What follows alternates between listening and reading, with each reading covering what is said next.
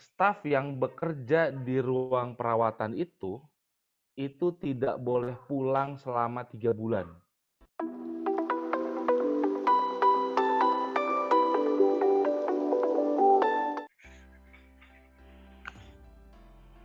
Halo Mavindowers, bertemu lagi di program Beranda.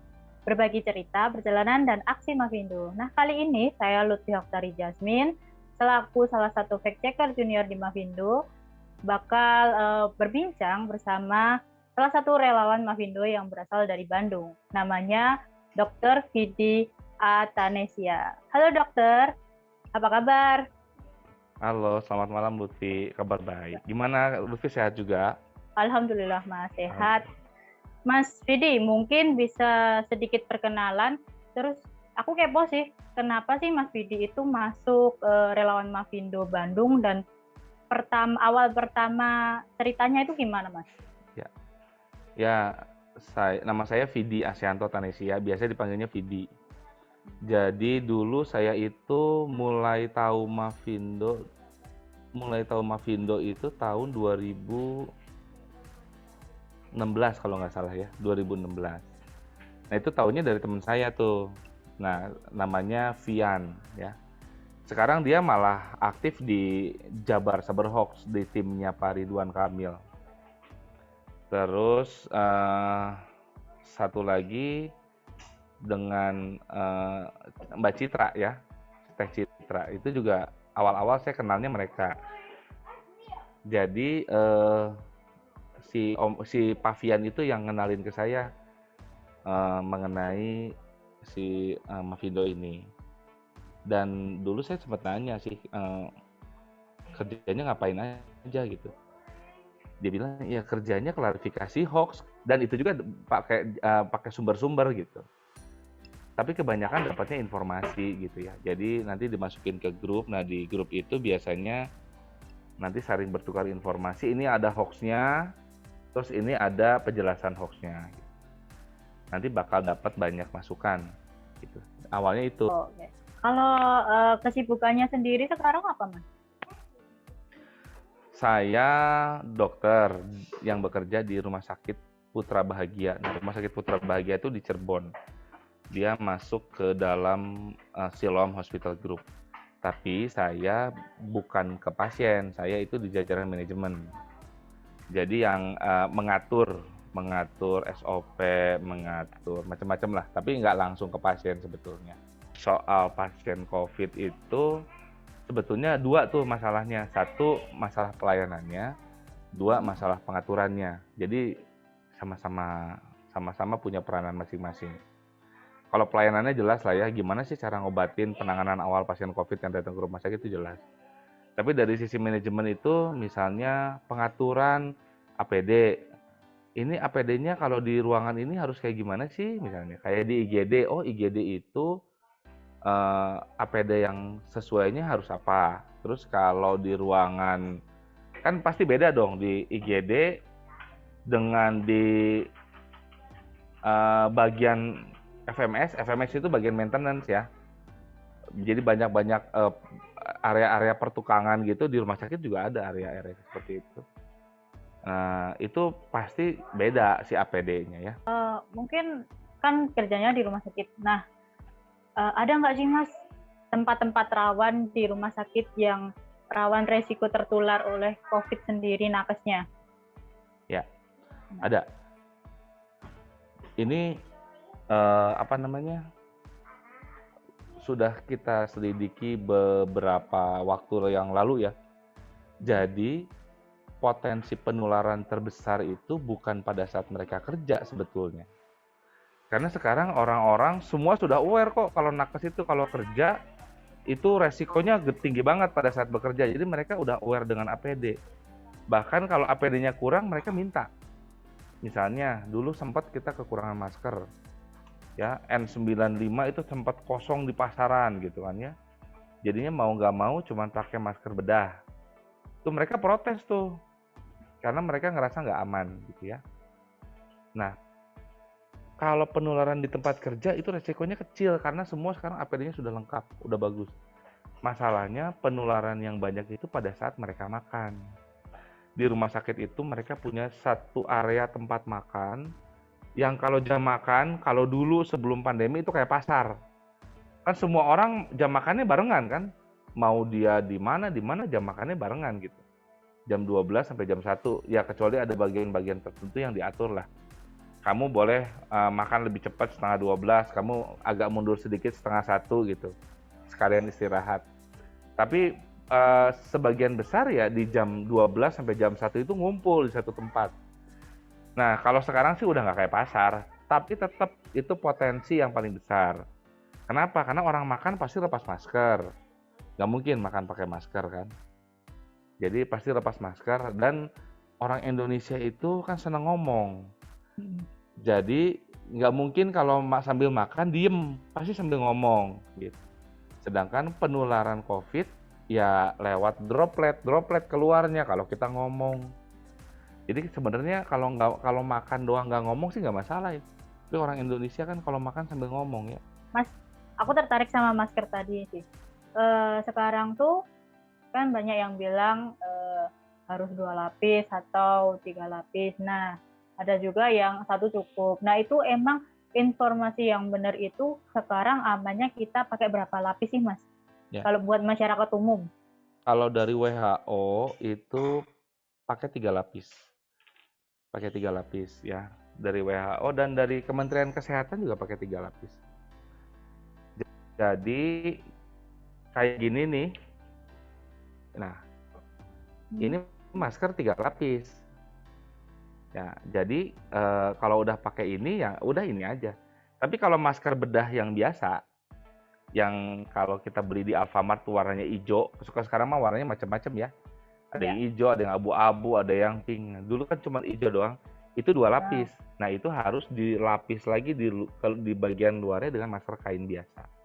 Kan Mas Bidi juga bekerja di rumah sakit. Nah, tentunya bersinggungan sama nakes dan yang merawat pasien COVID sendiri. Nah, mungkin gimana sih cara mengedukasi ke nakes biar kita terhindar dari hoax itu sendiri di lingkungan nakes sendiri atau di lingkungan Mas Bidi? Untuk hoax sendiri, kebetulan kalau di kita itu memang kalaupun ada yang ngomong yang menurut kita hoax gitu ya, itu nanti suka ada yang nimpalin tuh. Nah, cara menimpalinnya dengan ngasih contohnya ngasih jurnal, ngasih Permenkes, ngasih bantahan dari surat kabar yang lain, atau kalau saya biasanya ngambilnya dari Mavindo tuh. Ngambil dari fact checker kan ada tuh ini hoax, nah saya kasih di situ gitu. Jadi sekarang sih mereka sudah hati-hati sekali sih kalau mau ngelempar berita atau informasi yang mereka sendiri belum jelas, mereka sekarang lebih hati-hati. Itu sih. Kalau misal caranya Mas kayak ngasih tahu, kan kadang ada teman yang ada informasi itu salah. Nah, Mas Didi tahu kalau informasi itu salah. Nah, itu caranya gimana, Mas? Kalau menurut Mas Didi sendiri? Nah, jadi kalau saya sih sekarang ngambilnya, kalau soal COVID ya, ngambilnya selalu dari Permenkes. Kalau Permenkes banyak tuh, webnya banyak. Dari Dinas Kesehatannya, dari Kementerian Kesehatannya ada, dari covid.co.id ada, banyak lah kalau yang soal COVID dari pemerintah. Terus saya langganan juga artikel-artikel sama jurnal-jurnal di CDC, jadi saya suka sharing juga.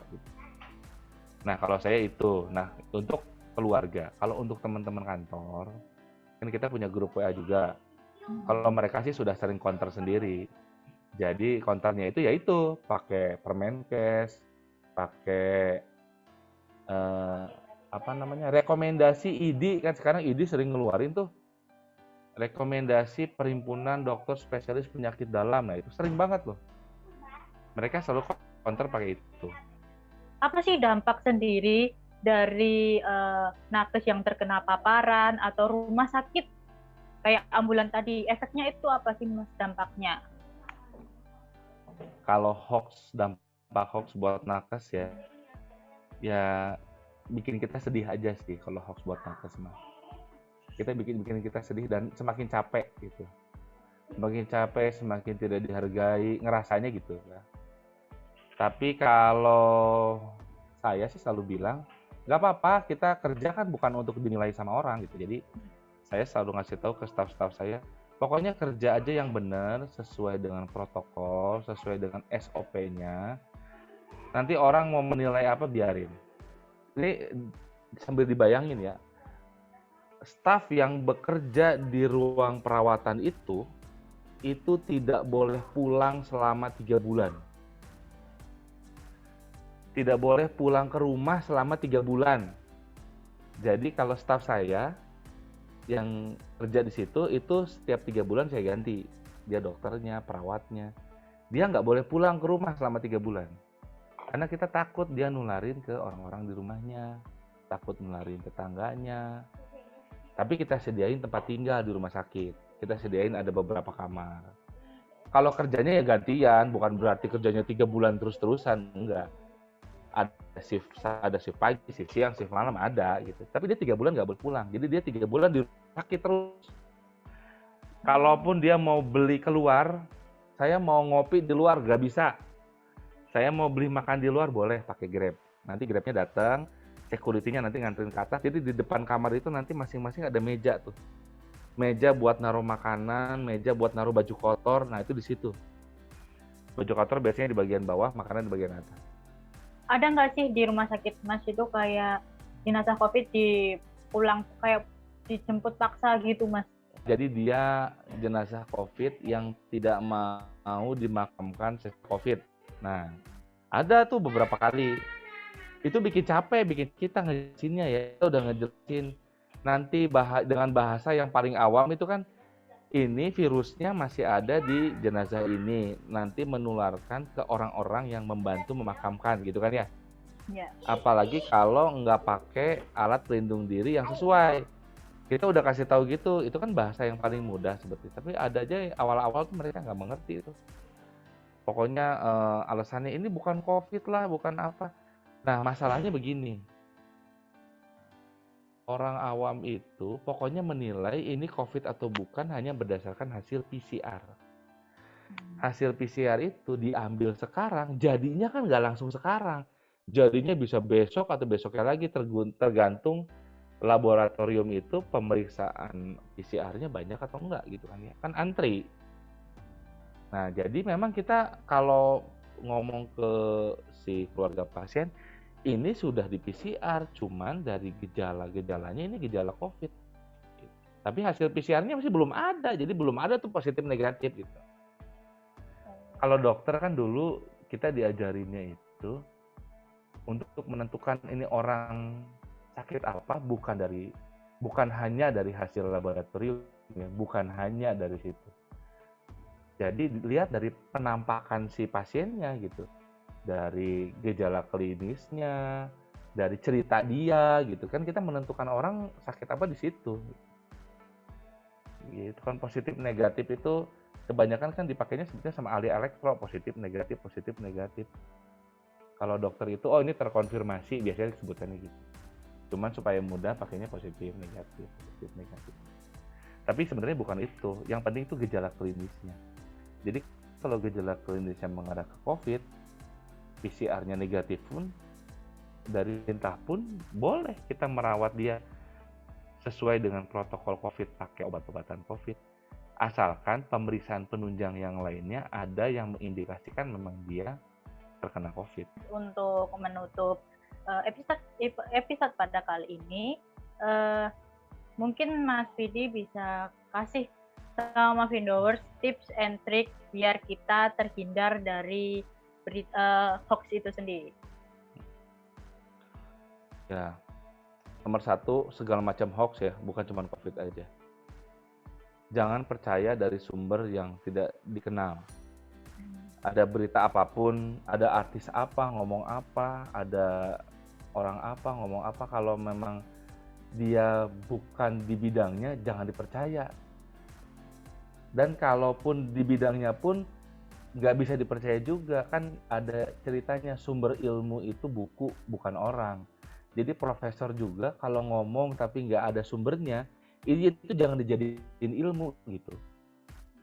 Jadi percayalah dengan jurnal, literatur, panduan yang memang sudah diresmikan oleh pemerintah. Banyak kok, teman-teman tinggal buka aja dari Kementerian Kesehatan. Itu kan web Kementerian Kesehatan itu setahu saya ya, itu web yang cukup update.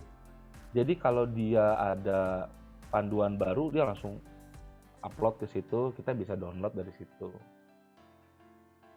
Nah, percayalah itu yang sumber-sumber terpercaya. Nah, gitu. kalau kan tadi Mas Didi bilang harus bersumber yang kayak kredibel, kayak resmi. Nah, Ya. mungkin bisa dikasih contoh sumbernya itu apa aja mungkin Mas? Sumbernya Kita bisa akses gini. Kalau dari Kementerian Kesehatan, masuk aja tuh ke www.kemkes.go.id.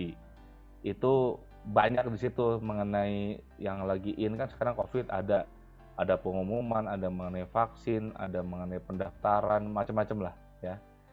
Terus kalau saya selain ini, saya masuk ke sini,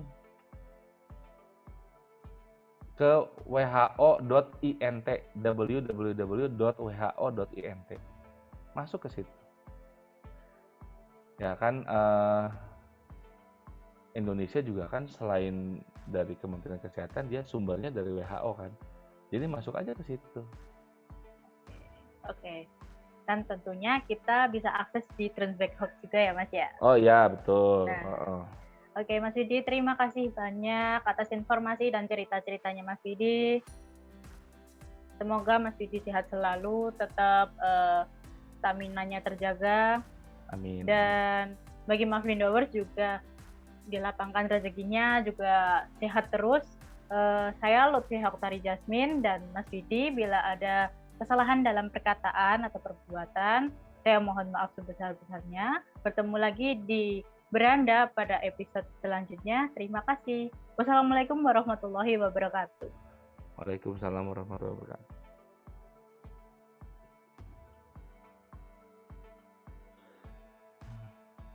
Terima kasih Mas Widi. Dadah. Ya.